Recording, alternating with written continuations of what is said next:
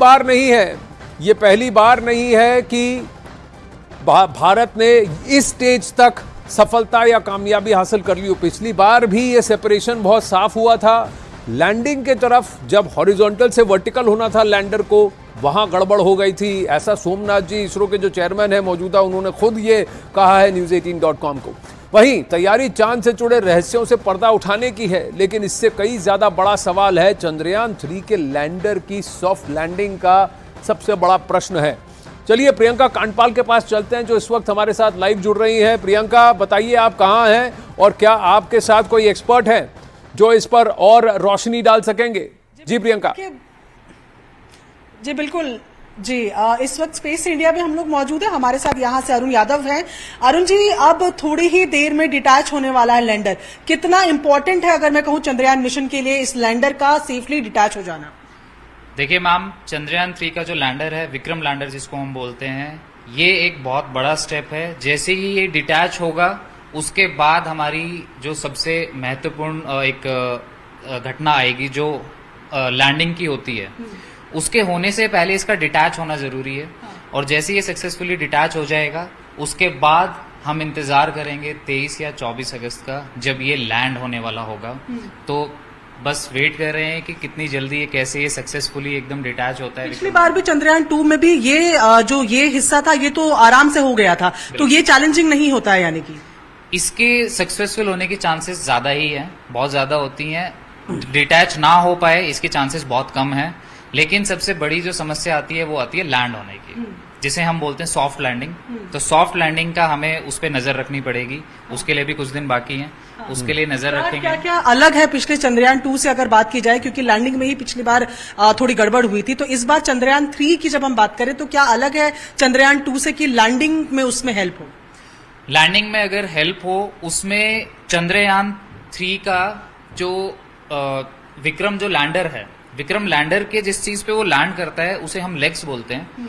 वो लेग्स जो हैं इस बार और मजबूत बनाए गए हैं थोड़े से, ताकि अगर इम्पैक्ट ज्यादा होता है तो उसको वो झेल सके और सक्सेसफुली एक सॉफ्ट लैंडिंग वो कर सके। उसके बाद फिर प्रज्ञान रोवर का काम शुरू होगा। और प्रियंका, जरा इनसे पूछिए वो क्या आइडियल स्पीड होगी जबकि लैंडिंग अटेम्प्ट करना चाहिए, और खासकर आज का जो सेपरेशन होता है वो चांद की सतह से कितनी ऊपर इस सेपरेशन को अटेम्प्ट किया जाएगा, और वो जो रेडियस होगा वो कितने पास होगा धीरे धीरे? जी, एक अगर आप लेमैन को समझा पाए तो आज जो ये डिटैचमेंट हो रहा है, ये मून से कितना ऊपर तकरीबन होता है? ये तकरीबन डिटैचमेंट जो होता है, ये 100 किलोमीटर का रेडियस एक माना जाता है। पहले तो चंद्रमा के चारों तरफ, जैसा कि आप स्क्रीन पे भी देख सकते हैं, एक अगर आप कैमरा इस साइड थोड़ा अगर घुमाएंगे, तो आपको ये दिखेगा कैसे विक्रम लैंडर जो है फाइनल एक ऑर्बिट में आता है। तो ये एक 100 किलोमीटर का रेडियस जो होता है, वहां पे ये आ जाता है। उसके बाद ये ट्रेसिंग करता है, ये देखिए।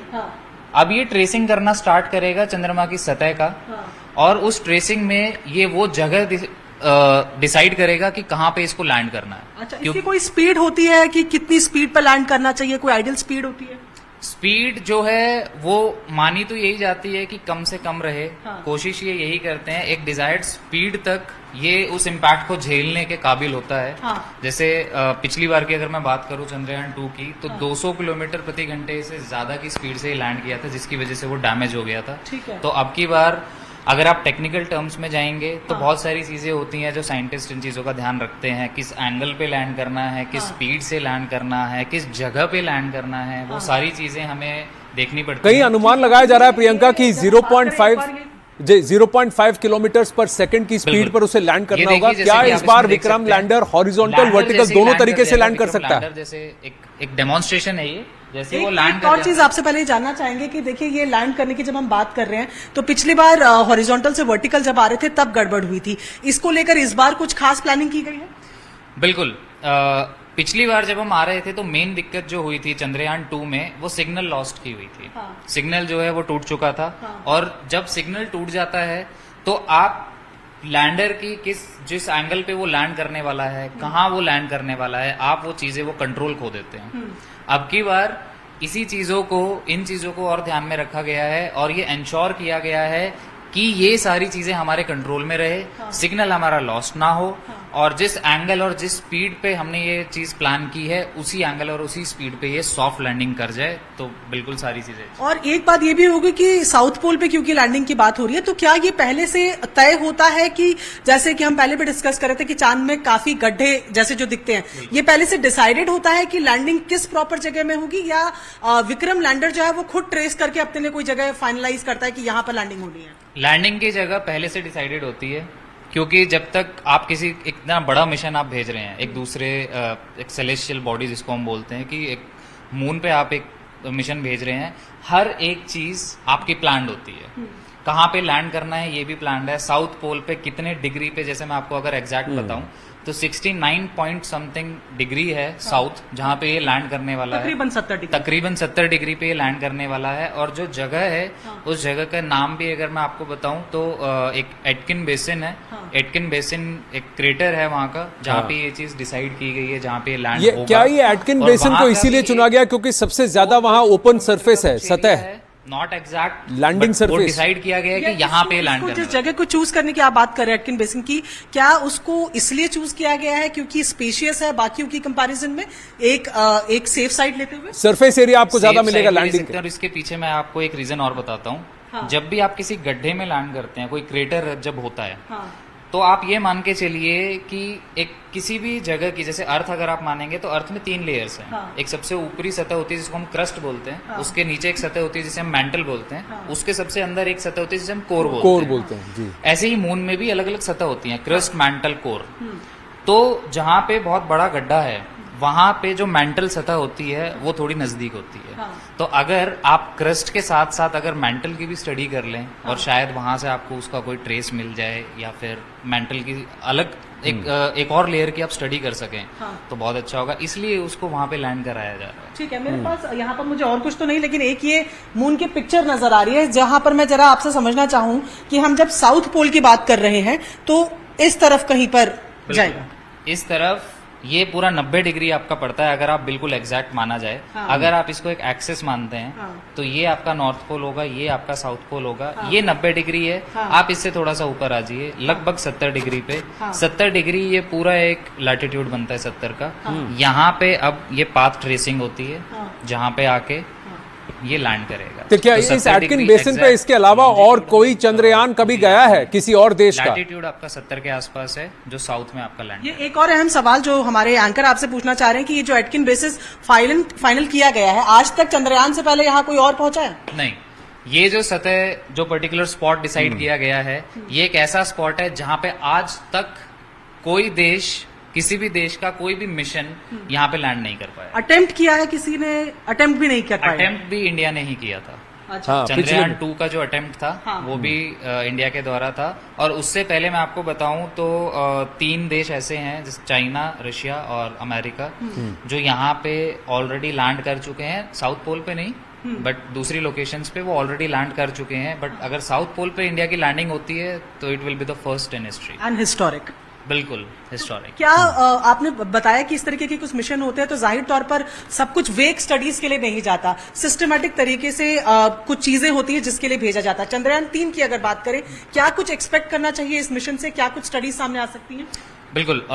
जब भी आप कोई मिशन भेजते हैं कहीं पे, तो आपके एम डिसाइडेड होते हैं पहले से कि हमें इन पर्टिकुलर फील्ड की स्टडी करनी है। ऐसे ही चंद्रयान 3 के लिए भी अलग अलग हमने, आप सेंसर मान लीजिए, डिवाइसेस मान लीजिए, हमने डिवाइसेस वहाँ पे लैंडर में, रोवर में लगा के भेजी हैं, जिनको जब वो वहाँ पे जाएंगे, लैंडर जब लैंड करेगा उसकी डिवाइसेस अपना काम करेंगी, रोवर जब बाहर निकलेगा उसकी डिवाइसेस अलग काम करेंगी।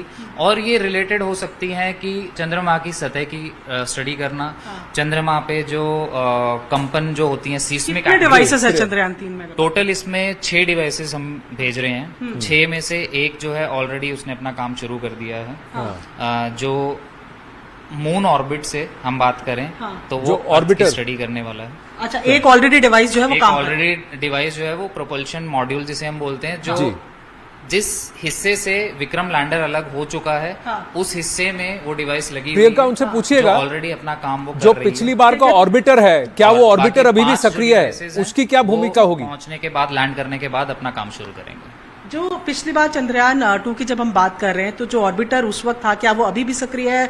उसकी क्या भूमिका होने वाली है?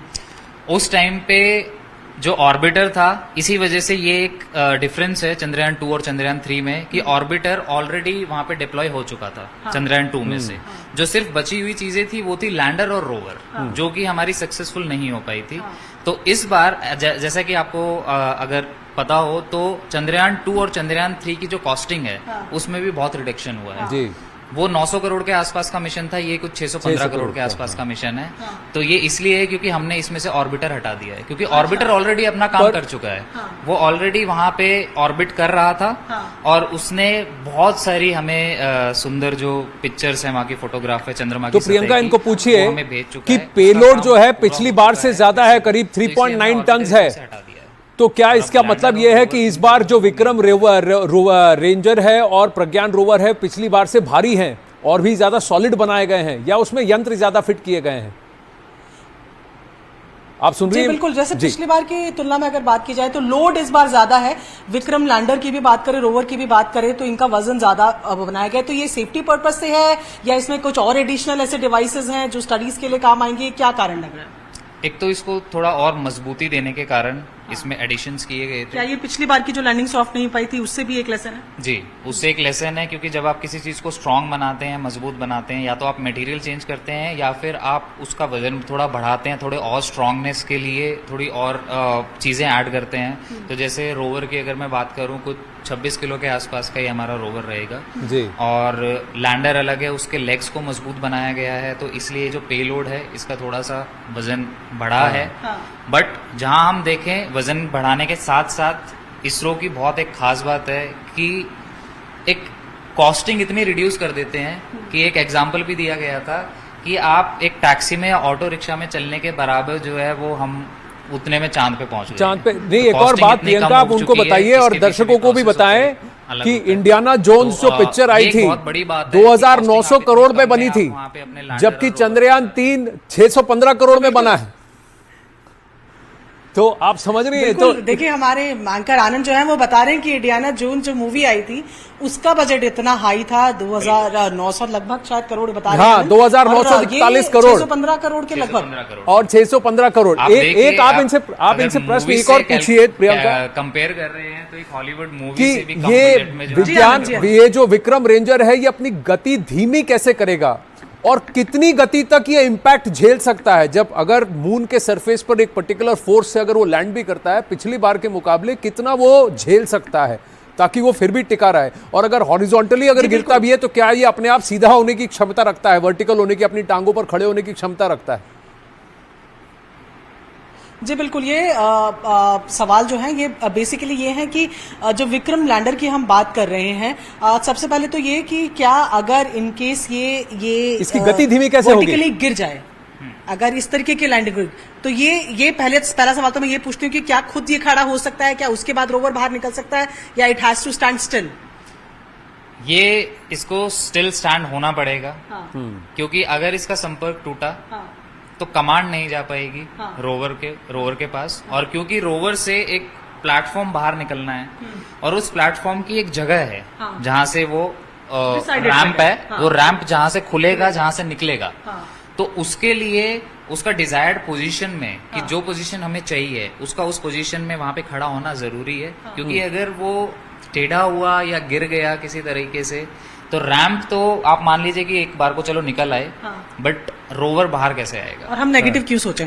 नेगेटिव की बात नहीं, इसमें यह है कि क्या इस बार उसमें फजी लॉजिक ऐसा ऐड किया गया है? स्पीड, हाँ जी। इसके टोटल आप मान के चलिए कि जब रॉकेट ऊपर जाता है एक थ्रस्ट डेवलप करता है वो ऊपर जाने के लिए, यही प्रोसेस जो है हमारा विक्रम लैंडर यूज करेगा अंदर पहुंचने के लिए, लैंड करने के लिए। ये जिस डायरेक्शन में मूव करेगा उस डायरेक्शन में थ्रस्ट डेवलप करेगा, हाँ। और उसको एक ब्रेकिंग के तौर पे यूज किया जाएगा। ठीक है, क्योंकि ग्रेविटेशनल फोर्स या बहुत कम है मून की, आप ये मान के चलिए। तो अगर आपको ब्रेकिंग मैकेनिज्म लगाना है एयर में, अगर आप हवा में ब्रेक मारना चाहते हो, तो उसके लिए कुछ चीज पॉसिबल नहीं है सिवाय इस चीज के कि आप विपरीत दिशा में एक अपने इंजन ऑन कर दीजिए ताकि ब्रेकिंग हो जाए, और हम यही कोशिश करेंगे कि वो बहुत स्मूथली हो और कम से कम स्पीड में वो जाके लैंड करे, जिसे हम सॉफ्ट लैंडिंग बोलते हैं, जो लास्ट टाइम रह गई थी। लेकिन इस बार पूरी उम्मीद है हमें कि सॉफ्ट लैंडिंग होगी इसको- और जिस चीज के लिए हमने मिशन भेजा है चंद्रयान 3, ये बिल्कुल सक्सेसफुल। जरा उनसे पूछिए, क्योंकि सोमनाथ जी ने भी ये कहा था कि कम से कम 1 साल इन्होंने सिर्फ इसको